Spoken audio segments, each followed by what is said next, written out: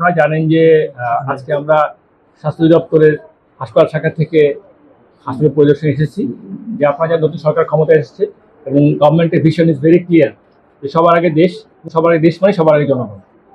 এবং স্বাস্থ্য নিয়ে সরকারের কিছু আলাদা নির্দেশনা প্রায়োরিটি আছে এবং সেটার ভিত্তি করে আমরা কাজ করছি এখানে।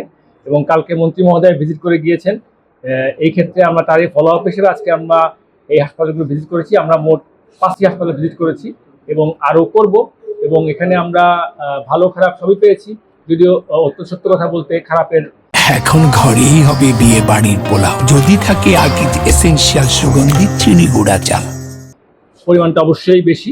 আমরা প্রতিটা 5টা হাসপাতালে গিয়েছি, প্রত্যেকটা হাসপাতালেই বেশ কিছু অনিয়ম পেয়েছি। আমরা প্রথমে একটা হাসপাতালে গিয়েছি, সেখানে যেটা এনআইসিইউ ছিল তার কন্ডিশন ভালো ছিল না, সার্বিক অবস্থা ভালো ছিল না।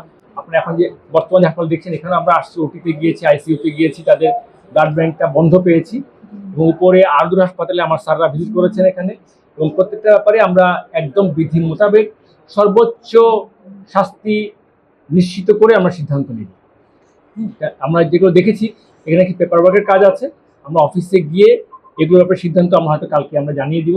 তারপরও যেটা প্রথমে একটা হাসপাতালে টিজি হাসপাতালে গিয়েছিলাম, তাদের এনআইসিইউ কার্যক্রম অত্যন্ত খারাপ, আইসিইউ খারাপ, ওটাতে কার্যক্রম আমরা একদম স্থায়ীভাবে বন্ধ রাখবো।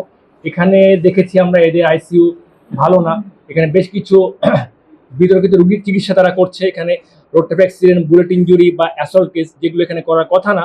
এখন ঘরেই হবে বিয়ে বাড়ির পোলাও যদি থাকে আকিজ এসেনশিয়াল সুগন্ধি চিনি গুঁড়া চাল সেগুলো।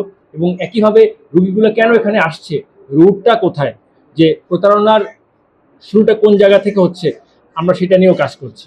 আপনারা জানেন যে বাংলাদেশের বর্তমান প্রেক্ষাপটে যত হাসপাতাল বা যত বেড প্রয়োজন এটা আসলে আমাদের নেই, অত্যন্ত সত্য কথা।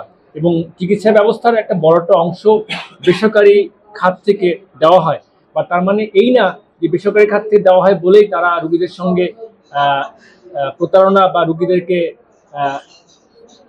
ভুল চিকিৎসা করবে, এটা কিন্তু কখনোই কাম্য না।